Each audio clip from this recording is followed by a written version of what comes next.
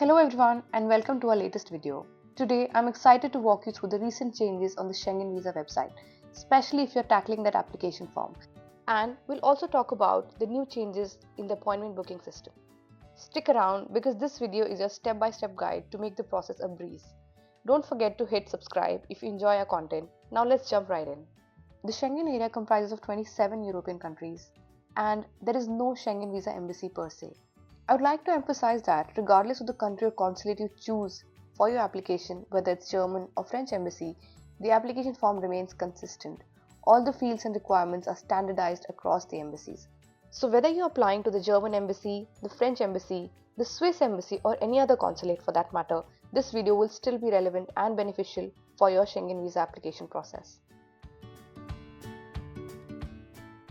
You can apply for a Schengen visa at the embassy or consulate of a specific Schengen country that you plan to visit first or spend the most time in during your trip. The best way to start is to go to the tlscontact.com. Now to apply for a visa and to start your visa journey, you need to answer two questions: your resident country and the country that you're going to. For example, I stay in the UK and I want to go to Belgium. Then the website redirects me to the Belgium Visa Application Center. And now I can choose my center and proceed to filling the application online. So basically the website is suggesting that your first port of entry is where you should be applying your visa. Now I want to go to France, so I'm going to enter France here and click on go. So the website has redirected me to the French Visa Application Center in UK, and now I can choose my center as London and proceed. Once I've reached the website, now I need to create a login. Use your credentials and log in to this website. After logging in, I get an option to create a new application in a group of applications. Click on that. Now we are on step 1, which is about your plans. You would need your passport handy to be able to fill these details. Start by adding your current nationality and then the place of submission of the application. As I'm in the UK, I will select that from the drop-down.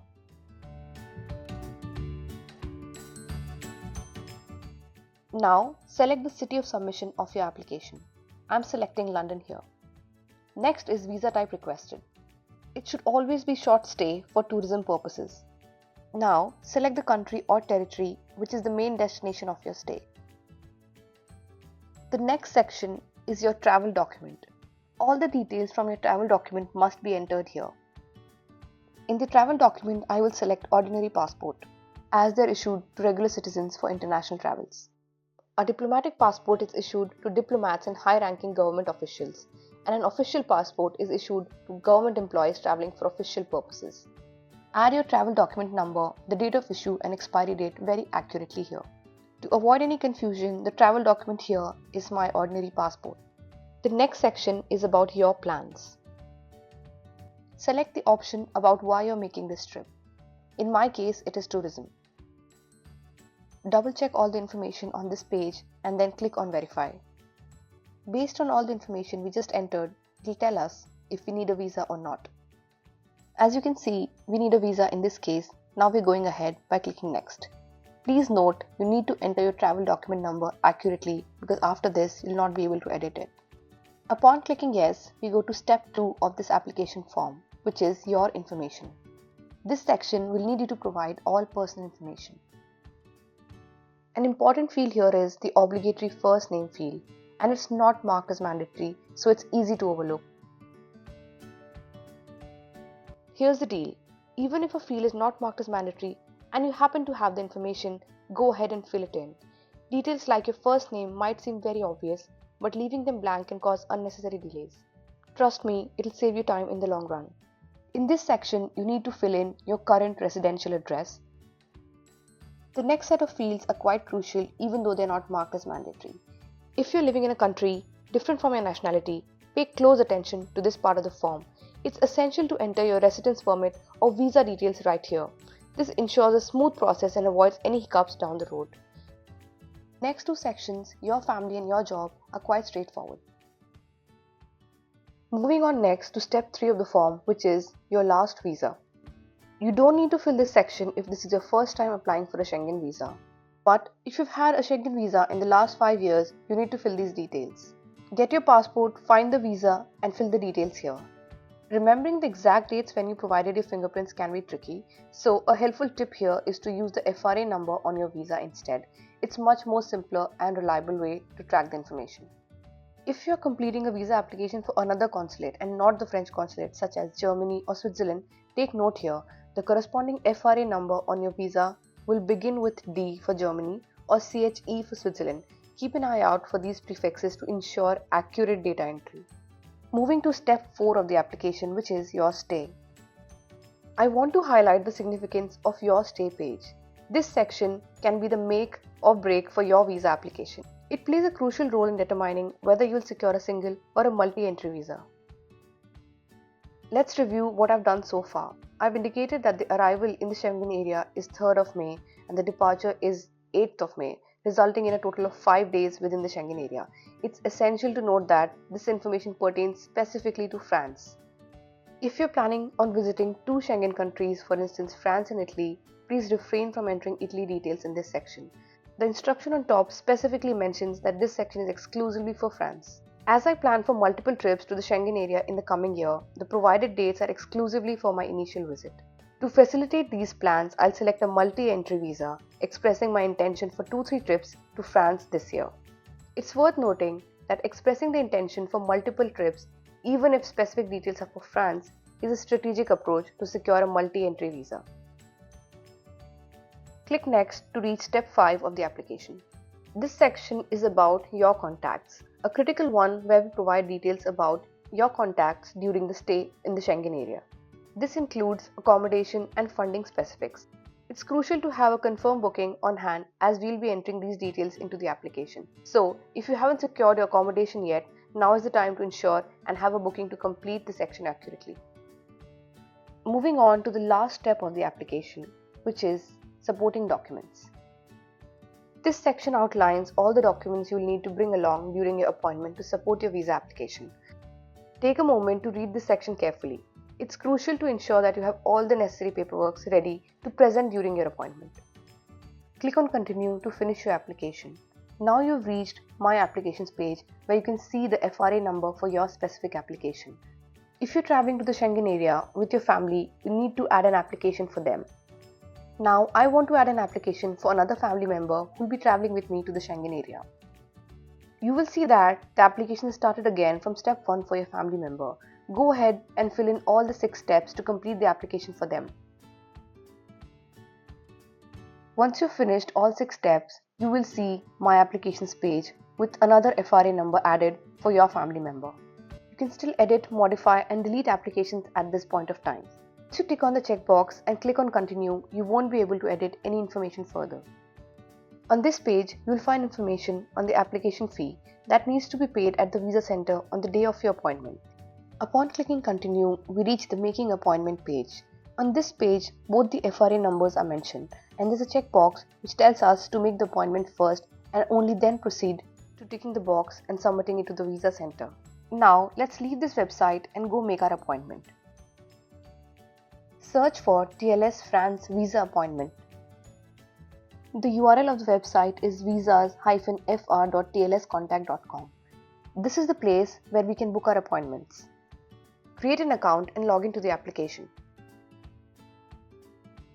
Upon landing on the first page, which is your applications, you'll see a Create an Application button. There are some new and important updates. Let me summarize these for you. The first is about the service fee increase.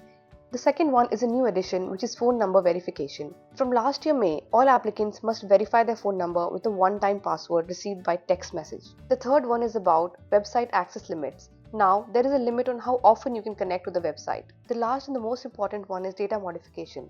Certain details like passport number, name, date of birth, etc. can no longer be changed by the Visa Application Center due to technical changes. So make sure you're filling all the information accurately because call centers will not be able to help you anymore. Remember the FRA number generated at the end of step 6 in the visa application form. Use that here in the booking appointment form. Let's fill in these details for the visa appointment form, ensuring consistency with the information provided on the visa application form. Enter your contact number here. For those in the UK, your number should start with the country code 44. The number is crucial as you'll receive a OTP later in this process. Add the same travel details as you entered in the visa application form. Enter your previous visa details here, but if you're applying for the first time, select No and proceed. Upon continuing, on the application forms, your name and your FRA number with the details section will appear. You can modify these details. You can add your family member here. Now, another section for your family member details will appear here with the FRA number. Note that both the sections are showing as waiting for validation.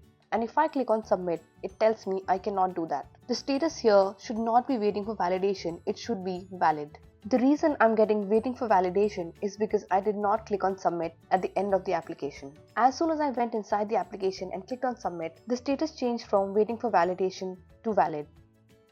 Now I'm able to click on submit at the end of the screen. The pop-up here informs me after clicking on submit, I'll not be able to modify any details.